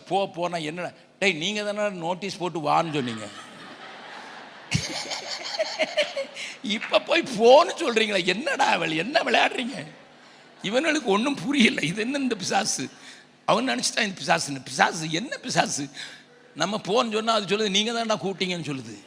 இவனு விட்ட மாட்டேன்ட்டாங்க. ஏன்னா பைபிள் ஸ்கூலில் சொல்லி கொடுத்துருக்கான், பிசாசு போகிறது வரைக்கும் விட்டு அடி போட்டு அதுன்னா அது சொல்லுது. தாடிக்கார் வந்து சொன்னால் போகிறேன் நீ, அப்போ நான் தாடி வச்சுருப்பேன், தாடிக்கார் வந்தால் சொன்னால் போகிறேன், நீ சொன்னால் போக மாட்டேன், நீ எவ்வளோ எப்படி இருக்குன்னு எனக்கு தெரியும். பாதி பேருக்கு ஓடி போயிட்டான். இப்போ நான் முடிச்சுட்டு வர்ற நேரம் இன்னொரு டெல்லியிலேருந்து ஒரு பாஸ்டர் வந்திருந்தார். அவர் இப்போ போறியா இல்லையா,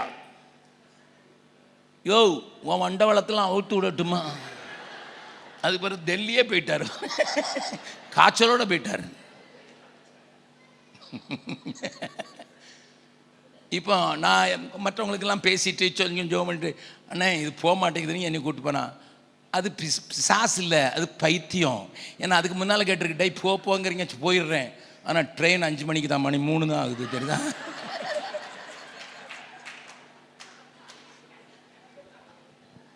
நடந்ததும் தான் சொல்கிறேன்.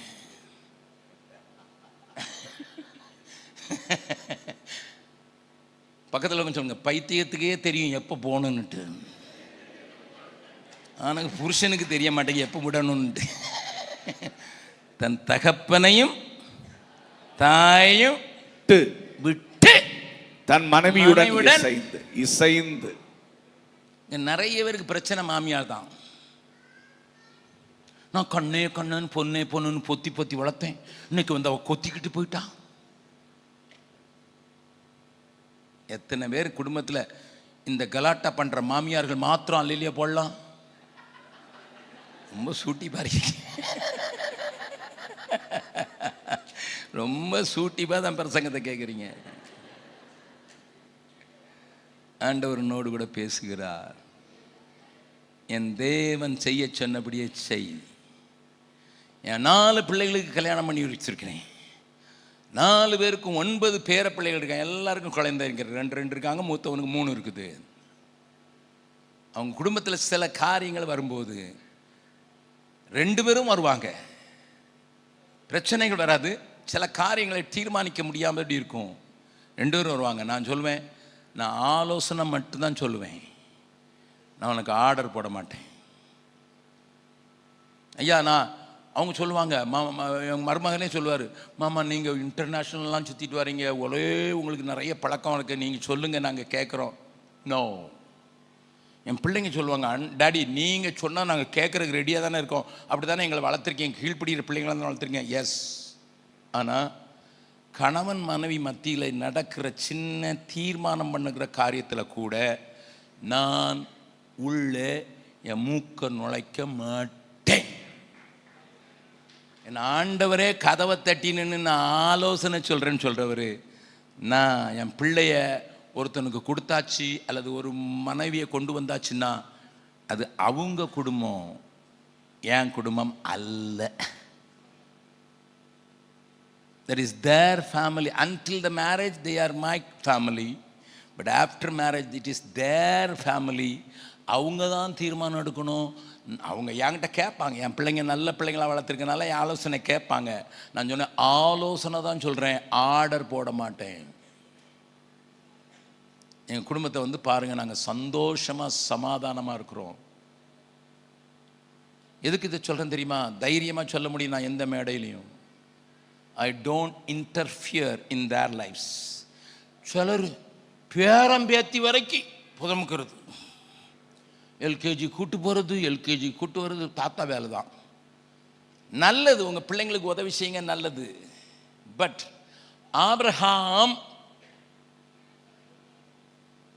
ஆபிரகாமுக்கு பிள்ளை, அவனுக்கு ஒரு ஈசாக்கு பிறந்த போது அவனுக்கு பிள்ளை. யாக்கோபுக்கும் ஏசாவுக்கும் எத்தனை வயசு? ஆபிரகாம் சாகும்போது. எதுக்கு எங்களுக்கு இந்த பைபிள் ஸ்டடிலாம்? வேதத்தில் வயசு போட்டிருக்கு. யாக்கோபுக்கும் ஏசாவும் ஒரே நாளில் பிறந்தவங்கனால 15 வயசு டிஃப்ரென்ஸ் அவன் சாகும்போது. அப்போ யாக்கோபுக்குடைய வயசு 15 இருக்கும்போது, ஏசாவுடைய வயசு 15 இருக்கும்போது ஆபிரகாம் சாகுறான். எங்கேயாவது ஆபிரகாம் கூப்பிட்டு யாக்கோபையும் பார்த்து ஏசாவும் பார்த்து புத்தி சொன்னான்னு இருக்குதா? No. It is not my responsibility. My responsibility only for Isaac. Finish. Full stop. நல்ல கவனிங்க, நல்ல கவனிங்க. Listen, do not interfere in the life of your children's children. Do not interfere in their life when they are married. சந்தோஷமா கல்யாணம் பண்ணி கொடு, வேதம் சொல்றது கொடு. இது நிமித்தம் மனுஷன் தகப்பனையும் தன் தாயையும் விட்டு மனைவியுடன் இசைந்து அவர்கள் ஒரே மாம்சமே வாழட்டும். இது வேதம் காட்டுகிற முறை. மறந்து விட்டால் குழப்பமே.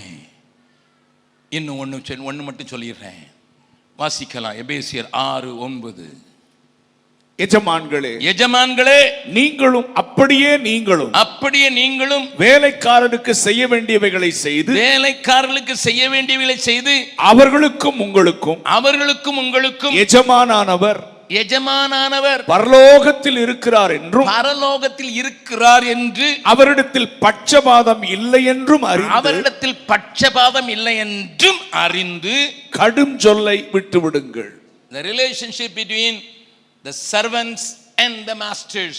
உங்க வீட்டில் வேலை செய்யற ஆளா இருக்கலாம், துணி துவைக்கிற ஆளா இருக்கலாம், உங்க கம்பெனியில வேலை செய்யற ஆளா இருக்கலாம், உங்க கடையில வேலை செய்யற ஆளா இருக்கலாம். Come on, take this order from the Lord.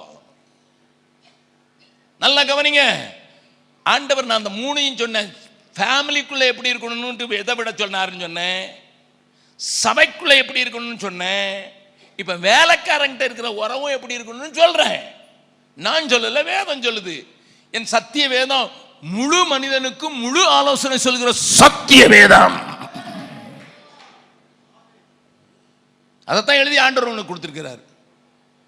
It talks about how you must deal with your people. எங்க கேம்பஸ்க்கு வாங்க, பெருக்கிறவன் தோள்ல நான் கையை போட்டு சில நேரம் பேசுவேன். He is only a sweeper there, sir. Listen, எனக்கு என்ன குறைஞ்சு போச்சுனா, நான் குறைஞ்சிட்டேனா? பெருக்கிறவனுக்கு சில நேரங்களில் யாராவது திட்டிட்டு போயிருப்பாங்க. ஏன்னா எனக்கு அங்கே அழுக்க பார்த்தா எனக்கு கோவம் வரும். எங்கள் பிரதர்ஸ் தான் இருக்கிறாரு, தூத்துக்குடிக்காரர் தான். தூத்துக்குடிக்காரரில் தூத்துக்குடி மாமனார் விழாய் கொண்டவர். அவர்கிட்ட கேளுங்க, அண்ணங்கிட்ட போனால் அவன் அப்படியே பூனை மாதிரி ஆயிடுறான். எங்கே பூனை மாதிரி ஆயிடுறான்? நான் தோளில் கையை போட்டு அவன்கிட்ட பேசுகிறேன். அவன் வந்து சில நேரம் சொல்லுவான், அந்த அண்ணன் என்னை திட்டாருன்னு. வா திட்டாரடா, தப்பு பண்ணியிருப்பேன், அதான் திட்டினாரு. தப்பு பண்ண, ஆனால் அப்படி திட்டக்கூடாது. இல்லை, ஃபினிஷ்.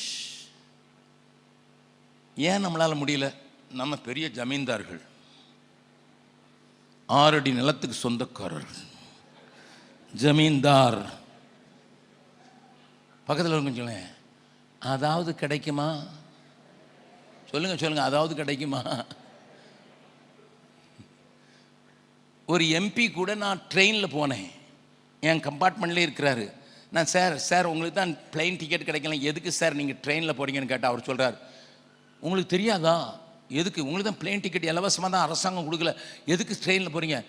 ட்ரெயினில் போய் ஆக்சிடென்ட் செத்தா பாடியாவது கிடைக்கும், மேலே செத்தா எவனுக்கு பாடி கூட கிடைக்காது. இவனுக்கு அவ்வளோ கவலை. இவன் நம்ம நாட்டுக்கு தேசத்துக்கு சட்டம் எழுதுறானா. பிளேன் ஆக்சிடென்ட் ஆனா மெரிஞ்சு போனா யாருன்னு கண்டுபிடிக்க முடியாதா? இவரை யாருன்னு கண்டுபிடிச்சு என்ன செய்ய?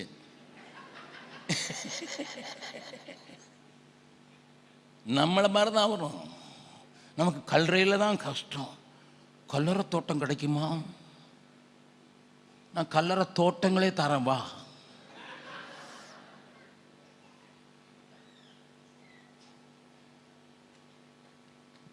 எதுக்கு தெரியுமா நம்முடைய ஜபங்கள் அநேக நேரங்களில் ஆன்சர் ஆகிறது இல்லை? எதுக்கு தெரியுமா? தேசம் சந்திக்கப்படலை. நேற்றைய தினத்தில் தெளிவாக பேசியிருக்கேன். தேசம் சந்திக்கப்படனா இதை விட்டு மனம் திரும்புறதுக்கும், இதை விட்டு புரிந்து கொள்வதற்கும், இதை விட்டு தேவ சமூகத்தில் வந்து கதறுவதற்கும் வந்தபோது ஆண்டவர்களை பார்த்து சொன்னாங்க, அழாதீங்கப்பா, I will restore you back, I will restore you back. தேவன் உங்களோடு கூட பேசுகிறார். இப்போ கேரக்டர் எப்படி இருக்கணும்னு கொஞ்சம் உறவுகளை சொல்லிட்டேன். முதல்ல ஸ்டேட்டஸை சொன்னேன், அதுக்கு பிறகு உறவுகளை சொல்லிட்டேன். ஆனால் சிலரை விட்டு கண்டிப்பாக விலகத்தான் சொல்கிறாரு. ஃப்ரெண்ட்ஷிப், இங்கே தான் நிறைய பேருக்கு பிரச்சனை. உலகத்தின் சிநேகம் தள்ளிடவே நான் பாட்டு எழுதினேன் உங்களுக்கு. உலகத்தின் சிநேகம் தள்ளிடவே. அது சிநேகம் பிடிக்கும். இந்த உலகமே சிநேகிதனா தான் பார்க்கும். லோத்துவே, நீ போய் சோதோம் கொமரால இருந்த உடனே ஆபிரகாம் கூடாரத்தில் இருந்தா, நீ அங்க போய் மாளிகையில் இருந்தடா, கட்டப்பட்ட வீட்டில் இருந்தடா. அங்க போன உடனே உங்க பெரியப்பா அல்லது உன்னோடு அப்பாவுடைய உறவினர், அவர் கூடாரத்தில் இருந்து வாழ்ந்தவர், அவர் பெரிய சீமானா இருந்தாலும் ஆட்டிடியூடு கூடார வாசிக்கிற ஆட்டிடியூடு தான். ஆண்டவர் அவரை விசிட் பண்ணும்போது கூடாரத்தில் தான் இருக்கிறாரு. லோத்துவை விசிட் பண்ணும்போது அவர் ஒலிமுக வாசலில் உட்கார்ந்து இருக்கிறார், மேயர் ஆயிட்டாரு. லிசன், அங்க தகராறு நடந்ததெல்லாம் உங்களுக்கு தெரியும். 19வது அதிகாரம் ஆதியாகமத்துல அங்க அவங்களோட ஒட்டி போயிட்டாரு. அவங்க வந்து எல்லா ஆண் புணர்ச்சிக்காரர்கள் வீட்டை சூழ்ந்து கொள்கிறாங்க. 2 தேவதூதர் தான் வீட்டில் வந்திருக்காங்க. எங்களுக்கு அவனை கொண்டு வா, நாங்க அவனோடு சம்யோகம் பண்ண வேண்டும் என்று கத்துகிறார்கள். Listen, why they came to the house of Lot. இன்னைக்கு எல்ஜிபிடின்னு சொல்ற அந்த காரியத்துக்கு உலகத்துல கொடிகட்டி பறத்துறான். லெஸ்பியன், பெண்ணோடு பெண், ஆணோடு ஆண் என்கிற உறவுக்கு உலகம் முழுவதும் பெரிய வரவேற்பு. ஆனா சகோதரங்கிற உறவுல இவன் உலகத்துக்குள்ள போனதுனால ஆனா பெண்ணான்னு தெரியல. நம்ம சுப்ரீம் கோர்ட்டே சொல்லுது, எவனுக்கு எப்படி இருக்கணும்னு வாசியா வாழலாம். நம்ம நீதி அரசர்கள் சொல்லுகிறாங்க, என் ஜனமே, உன் பிள்ளை, உன் மகா, உன் மகன் இளம் வயதாக இருக்கும்போது 13 வயசுல 15 வயசுல ஒரு ஹோமோசெக்சுவலா வாழ்ந்து கொண்டிருப்பது உனக்கு தெரியாமல் இருக்கலாம். ஹாஸ்டல்ல போய் பாருங்க, ஹோம்ஸ்ல போய் பாருங்க. ஆண்டவர் வெறுக்கிற அருவருப்புக்கான காரியத்துல பெண்ணோடு பெண், ஆணோடு ஆண் உறவு. ஏன்னா உலகத்துக்குள்ள போயாச்சு, அங்க போனா எல்ஜிபிடி தான் அமருது. அது பிறகு எல்ஜிபிடி கியூ+. என்னை கேட்கிற அருமையானவர்களே, நீ உலகத்துக்கு சிநேகமா இருந்தா உன் பிள்ளையுடைய லைஃப் எப்படி இருக்குங்கிறத லோத்து காட்டி கொடுக்கிறான். நீ உலகத்துக்குள்ள இருந்ததுனால அந்த பெண்கள், கல்யாணம் பண்ண போற பெண்கள், நிச்சயமாக்கப்பட்ட பெண்கள் பார்த்ததெல்லாம் கொண்டு வா கொண்டு வா கொண்டு வா அப்படின்னு உறவு உடைக்கப்பட்டதை பார்த்ததுனால தான் மலையில போய் லோத்து இருக்கும்போது ஒருத்திட்ட பேசுறா, அடியே நமக்கு பிள்ளை எப்படி உண்டாகும்? அம்மா செத்து போனதை பற்றி அவளுக்கு கவலை இல்ல. அம்மா பின்னால திரும்பி உப்பு தூண் ஆயிட்டா கவலை இல்ல. 2 பொம்பளை பிள்ளைங்களுக்கு கவலை பூரா how I can become pregnant. Listen, read the word of God, it gives warning. உன் பிள்ளையை குறித்து வார்னிங் கொடுக்குது. லோத்து அந்த சோதோமுக்குள்ளேயே இருந்து வெளியே வரக்கூடாம தாமதம் பண்றான். வேற வழி இல்லாம தேவதூதர்கள் ஆபிரகாமின் ஜெபத்தை கேட்டு இழுத்து கொண்டு வர வேண்டியதாய் போச்சுது. அப்படி உலகத்தோடு ஒட்டி போயிட்டான். அவங்க வந்த போது வெளியே போய் சொல்ல, சகோதரரே, பிரதர்ஸா, என்ன வேணும் பிரதர்? ஹோமோசெக்சுவல் உனக்கு எப்படி ஐயா பிரதர் ஆனா? பிரதர் பிரதர் நல்லா கவனிங்க.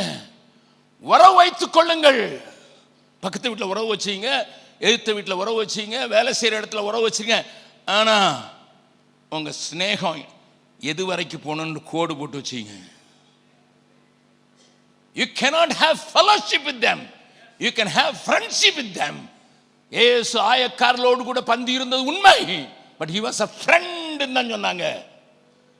fellowship இல்ல, ஐக்கியம். யாரோடு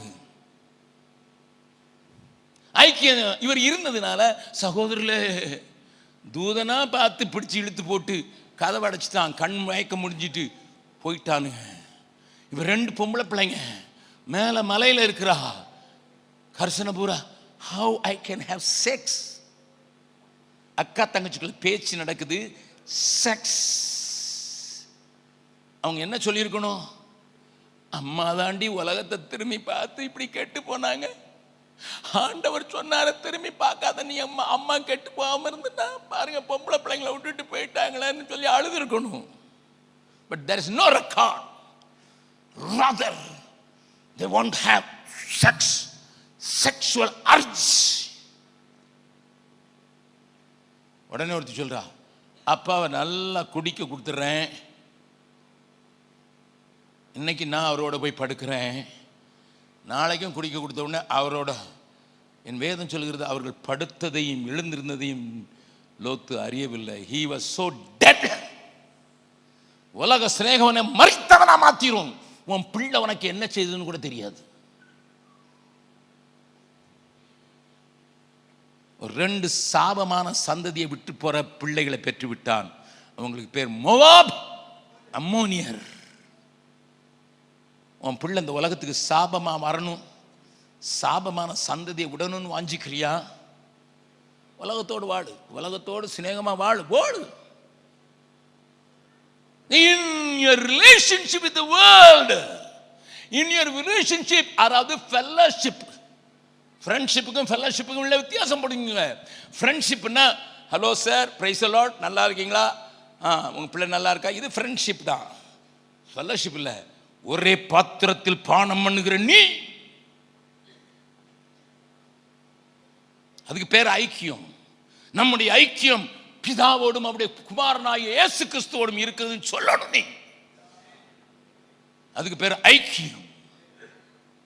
அது கம்யூனியன்ல வெளிப்படுது. இதெல்லாம் பேசுறதுக்கு நேரம் இல்லை. அதை குறித்து ஆண்டவர் என்ன சொல்றார் பாருங்க. யாரை விட்டுறணும்னு சொல்றார் பாருங்க. கொஞ்சம் காட்டி கொடுக்கிறேன் வேகமா புரிந்து கொள்ள முடியாக. வாசிக்கலாம்.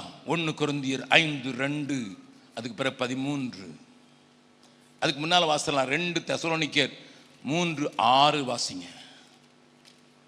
2 தெசலோனிக்கேயர். மேலும் சகோதரரே, மேலும் சகோதரரே, எங்களிடத்தில் ஏற்றுக்கொண்ட முறைமையின்படி நடவாமல், ஏற்றுக்கொண்ட முறைமையின்படி நடவாமலும் ஒழுங்கற்று நடக்கிற எந்த சகோதரனையும் நீங்கள் விட்டு விலக வேண்டும் என்று நம்முடைய கர்த்தராகிய இயேசு கிறிஸ்துவின் நாமத்தினாலே உங்களுக்கு கட்டளையிடுகிறோம். It is a command. மறுபடியும் வாசிங்க வெஸ்லி. மேலும் சகோதரரே,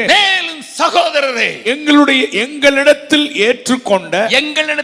ஏற்றுக்கொண்ட முறைமையின்படி நடவாமலும் ஒழுங்கற்று நடக்கிற எந்த சகோதரனையும் நீங்கள் விட்டு விலக வேண்டும் என்று நம்முடைய கர்த்தராகிய இயேசு கிறிஸ்துவின் நாமத்தினாலே உங்களுக்கு கட்டளையிடுகிறோம். நல்லா கவனிங்க. பவுல் ஒரு இடத்துல மட்டும் அதை எழுதல. இப்ப வாசிங்க 1 கொரிந்தியர் 5:2. இப்படிப்பட்ட காரியம் செய்தவனை, எப்படிப்பட்ட காரியம்? முந்தின வசனத்தை வாசிங்க. உங்களுக்குள்ளே விபசாரம் உண்டென்று பிரசித்தமாய் சொல்லப்படுகிறது. ஒருவன் தன் தகப்பனுடைய மனைவியை வைத்துக் கொண்டிருக்கிறானே, அது அஞ்ஞானிகளுக்குள்ளும் சொல்லப்படாத விபச்சாரமாய் இருக்கிறதே. இப்படிப்பட்ட காரியம் செய்தவனை நீங்கள் உங்களை விட்டு நீக்காமலும் துக்கப்படாமலும் இருமாப்படைந்திருக்கிறீர்கள். இது சொல்லிட்டு பவுல் சொல்றார் 13வது வசனம். புறம்பே இருக்கிறவர்களை குறித்து தேவனே தீர்ப்பு செய்வார். தேவனே சீப்பு போல அவங்களை பற்றி எனக்கு கவலை இல்லை. ஆகையால் அந்த பொல்லாதவனை உங்களை விட்டு தள்ளி போடுங்கள். விபச்சாரக்காரனை உங்களை விட்டு தள்ளுறதுக்கு சபைக்கு சத்துவமே இல்லை. ஏன்னா அவர் தான் நிறைய காணிக்கை கொடுக்கிறாரு. தெரியுது அவன் விபச்சாரத்தில் இருக்கிறான்னு தெரியுது. மாற்றான் மனைவியை வைத்துக் கொண்டிருக்கிறான் என்று தெரிகிறது. சபைக்கு தில் இல்ல.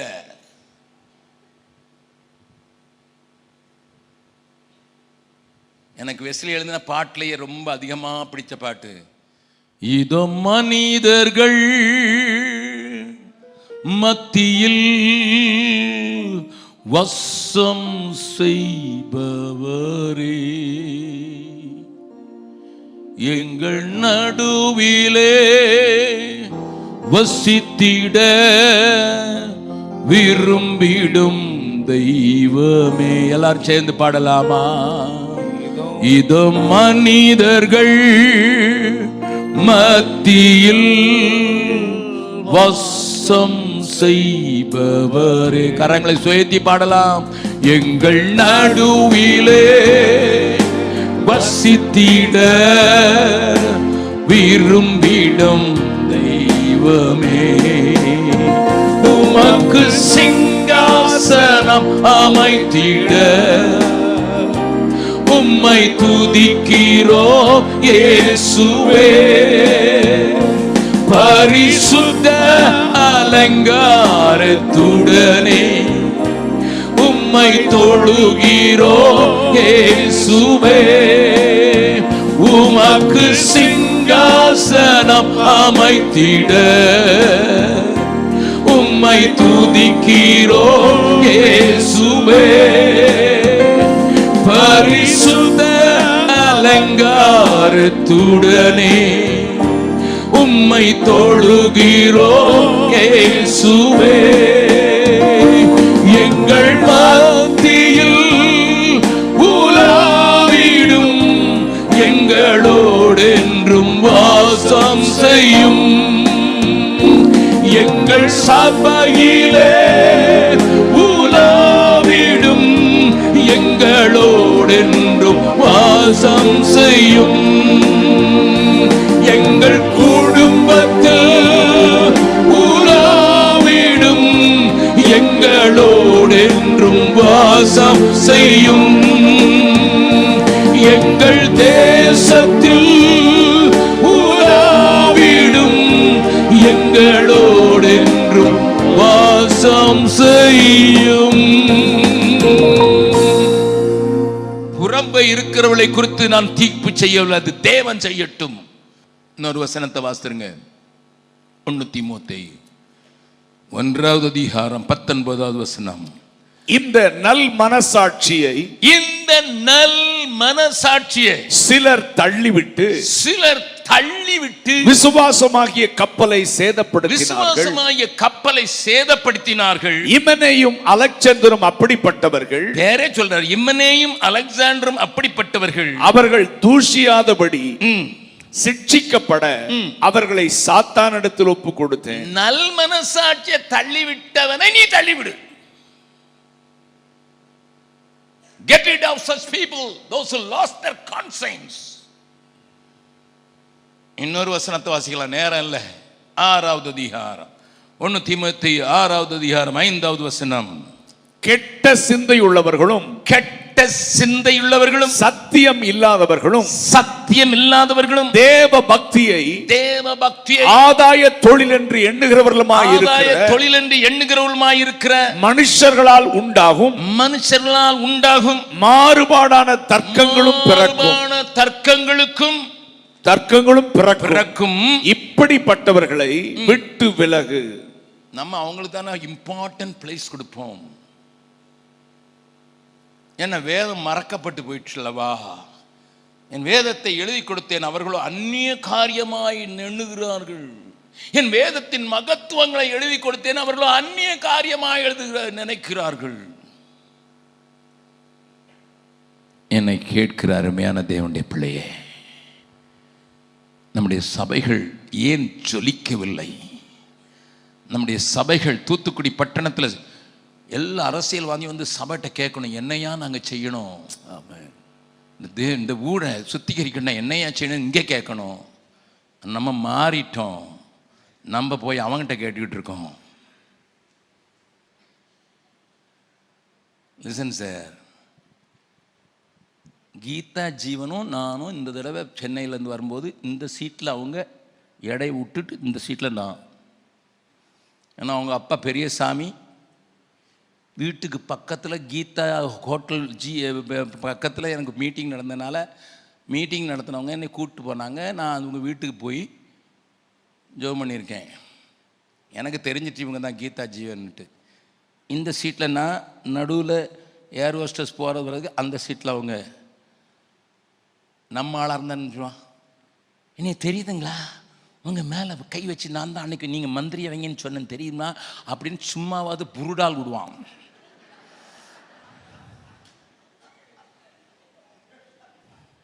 விடுவேனா இல்லையா? ஏன்னா கை வச்சு ஜெபம் பண்ணியிருக்கேன். சின்ன வயசு அவங்களுக்கு தெரியாது, ஞாபகம் இருக்காது. நான் கை வச்சனால நீங்கள் மந்திரியா நீங்கள் தெரியுமா? ஏன்னா சொல்ல நான் கை வச்சதுனால தான் மோடி பிரைம் மினிஸ்டர்னு சொல்லிக்கிட்டு இருக்கான் நம்ம ஊருக்காரன்.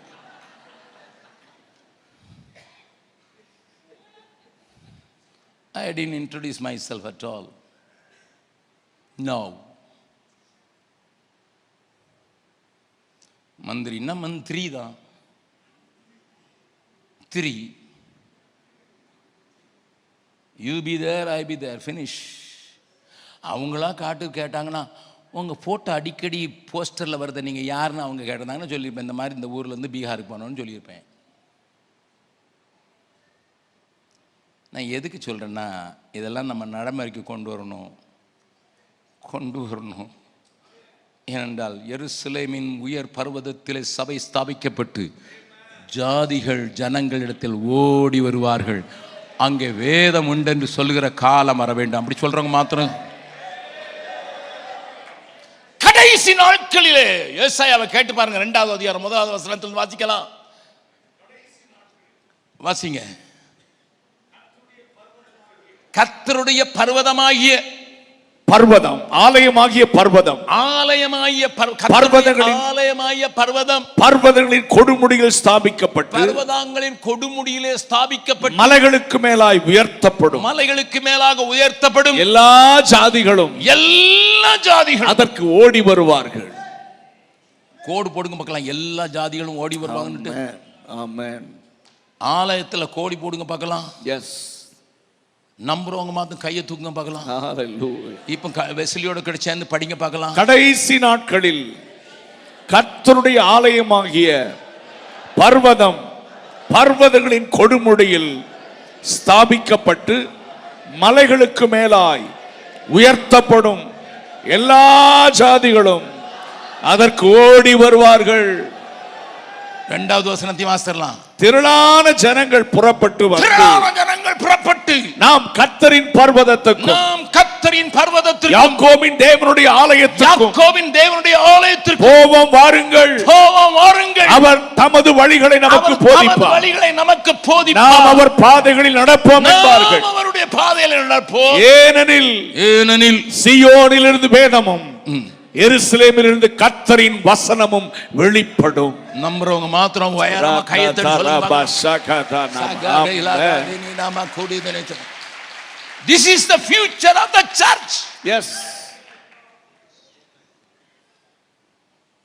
ஆனா கதறேனா, இப்படி இருக்க வேண்டிய சபை காலடியில் அடிமை போல விழுந்து கிடக்குதே. எங்களுக்கு கல்ற தோட்டம் தாங்க சார், எங்களையும் பிஷப்னு அங்கீகரிங்க சார். ஏன்னா இங்கே வேதமும் இல்லை, கர்த்தரின் வசனமும் இல்லை. அதனால தான் நமக்கு இந்த நிலைமை. தரிசனமும் இல்லை, திரளான ஜாதிகளை குறித்து அங்கலாய்ப்பும் இல்லை. சகல ஜாதிகளுக்கும் சுவிசேஷம் முந்தி அறிவிக்கப்பட வேண்டும் என்று அப்பொழுதுதான் முடிவு வரும். அந்த நாளில் தான் இப்படி நடக்குமா? கடைசி நாள்னு ஆரம்பிச்சது. என் ஆண்டவர் சொன்னார், இந்த ராஜ்யத்தின் சுவிசேஷம் சகல ஜாதிகளுக்கும் முந்தி பிரசங்கிக்கப்பட வேண்டும்.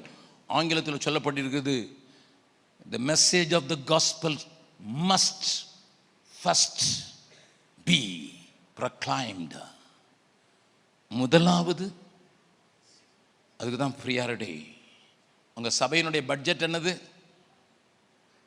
வெள்ளை அடிக்கிறதுக்கு எவ்வளவு, கோபுரம் கட்டுறதுக்கு எவ்வளவு, எல்லாத்துக்கும் போட்டாச்சு. சோத்திரம். மிஷினரிக்கு எவ்வளவு இருந்தால் மிச்சம் இருந்தால் கொடுக்கலாம் பிரதர். சகல ஜாதிகளுக்கு முந்தி சுவிசேஷம் பிரசங்கிக்கப்படும். அப்பொழுது முடிவு வரும். முடிவு நாட்களிலே மறுபடியும் 1-2 வசனத்தை வாசிக்கலாம். கடைசி நாட்களில் கர்த்தருடைய ஆலயமாகிய பர்வதம், கர்த்தருடைய ஆலயமாகிய பர்வதம் பர்வதங்களின் கொடுமுடியில் ஸ்தாபிக்கப்பட்டு, பர்வதங்களின் கொடுமுடியிலே ஸ்தாபிக்கப்படும். மலைகளுக்கு மேலாய் உயர்த்தப்படும். மலைகளுக்கு மேலாய் உயர்த்தப்படும். எல்லா ஜாதிகளும் எல்லா ஜாதிகள் அதற்கு ஓடி வருவார்கள். எல்லா ஜாதிகளும் ஓடி வருவார்கள். திரளான ஜனங்கள் புறப்பட்டு வந்து திரளான ஜனங்கள் நாம் புறப்பட்டு கர்த்தரின் பர்வதத்துக்கும் பர்வதத்துக்கும் யாக்கோபின் தேவனுடைய ஆலயத்துக்கும் போவோம் வாருங்கள். வாருங்கள். அவர் தமது வழிகளை நமக்கு போதிப்பார், நாம் அவர் பாதைகளில் நடப்போம் என்பார்கள். ஏனெனில் சீயோனிலிருந்து வேதமும் எருசலேமிலிருந்து கர்த்தரின் வசனமும் வெளிப்படும். அகஸ்டின் ஜெபக்குமார், நாங்க இதை விசுவாசிக்கிறோம்னு சொல்றவங்க மாத்திரம் உங்க பைபிளை கீழே வச்சுட்டு எழுந்து நின்று நம்புறேன். ஆமென். இந்த நம்புகிறதுக்கு தான் அந்த மிஷினரி பெருவிழா. ஆமென். அறியப்படாத பகுதிகளுக்கு எடுத்துச் செல்வதற்கு தான் அந்த மிஷினரி தாகத்தை உண்டாக்குகிற செய்திகள். இன்னும் நிறைய எனக்கு சொல்லணும்னு ஆசையா தான் இருக்குது, ஆனா நேரம் இல்லை. திரளான ஜனங்கள் வரணும்னு ஜெபம் பண்றீங்க, எல்லா ஜாதியும் வரணும்னு ஜெபம் பண்றீங்க, ஆனா வெளியே போக மாட்டேங்கிறீங்க. சொல்லப்படாத இடங்கள், எமில் அண்ணன் பாடினாரு, சொல்லப்பட்டிராத இடங்கள், அங்கு சொல்ல இங்கு ஆட்கள் இல்லை. இங்க ஆட்கள் இருக்கிறாங்க, போக மாட்டேங்கிறாங்க. அநேக சபைகள் நான் சொன்ன மாதிரி ஃபெவிகோல் போட்டு ஒட்டு வச்சிருக்குது.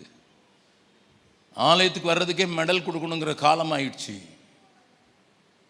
எழுந்து நிற்கிறீங்க எல்லாரும்,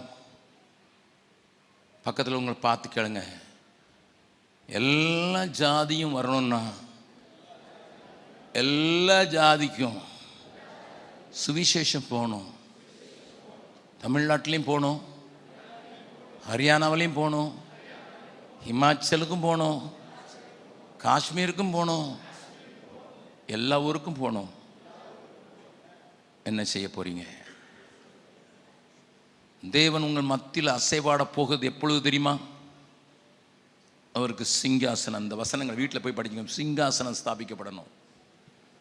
எங்கள் துதிகள் மாத்திரம் போதாது, கீழ்ப்படுகிறவர்களை கொண்ட அடித்தளம் வேண்டும். நான் நம்புறேன். நான் யாரையும் உணர்ச்சி வதப்பட்டு நான் இங்கே கூப்பிட விரும்பலை. ஆனால் ஒரே ஒரு உதாரணத்தை மாத்திரம் சொல்லி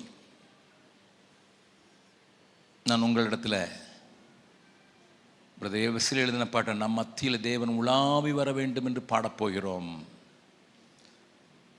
யாரும் அந்த நேரத்தில் கலையக்கூடாது. தேவ ஆவியானவருடைய பிரசன்னத்தில் இருக்கிறீர்கள். இன்னும் சில நிமிடங்களிலே நான் முடித்து விடுகிறேன். நீங்கள் காணிக்கை செலுத்திவிட்டு போகிறதுக்கு காதல்ல காணிக்கை கொடுத்தாச்சு.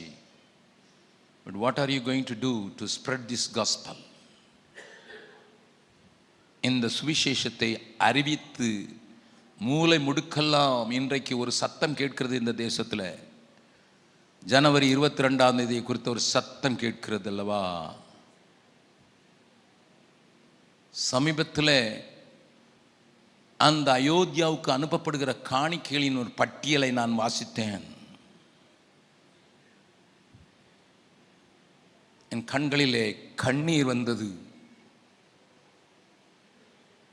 ஏங்கி ஏங்கி அழுதேன். ஆண்டவரே, ஏதோ ஒரு நேரத்தில் வாழ்ந்த ஒரு மனிதனுக்காக, ஒருவேளை அவன் பாக்கியவானாக இருந்திருக்கான், நல்லவனாக இருந்திருக்கலாம், அவனுக்கு தன் மனைவியை தேடி கண்டுபிடிப்பதற்கு கூட மிகுந்த போரிட்ட மனிதனுக்கு அவன் இல்லாத இடத்திற்கு இத்தனை கோடிகளா? ஒரு மனிதன் கொடுத்த காணிக்கையை பார்த்தேன், 19 கோடி கொடுத்திருக்கிறான். எனக்கு விளங்கவே இல்லை. 19 crores ஃபார் த டேன்னு சொல்லி கொடுத்துருக்கான். 22ஆம் தேதிக்குன்னே கொடுத்துருக்கான். ஆலயம் கட்டுவதுக்கு இல்லை, அது 5500 கோடி. அதுக்கு எல்லாம் ரோடு போடுறதுக்கு நம்முடைய அரசாங்கம் செலவழித்தது 377 கோடி மத்திய அரசாங்கம் செலவழித்தது. இது இல்லாமல் அந்த கோயில் கட்டுறதுக்கு 5500 கோடி அவங்க செலவழிச்சிருக்காங்க. அந்த மனுஷன் 19 கோடி கொடுத்தது அந்த ஒரு நாள் கூத்துக்கு. ஆண்டவரே, பர்வதங்களின் கொடுமுடியில் ஸ்தாபிக்கிற ஒரு சபை இன்னைக்கு ஒரு தியாகத்துக்கும் இடம் இல்லை. ஒரு பிச்சைக்காரன் அனுப்பிச்சிருக்கான். எவ்வளவு தெரியுமா? ஒரு பிச்சைக்காரன், தெருவில் இருக்கிற பிச்சைக்காரன், 2 காலம் விளங்காதவன். அவனுடைய 2 காலம் அம்பியூட் ஆயிடுச்சு.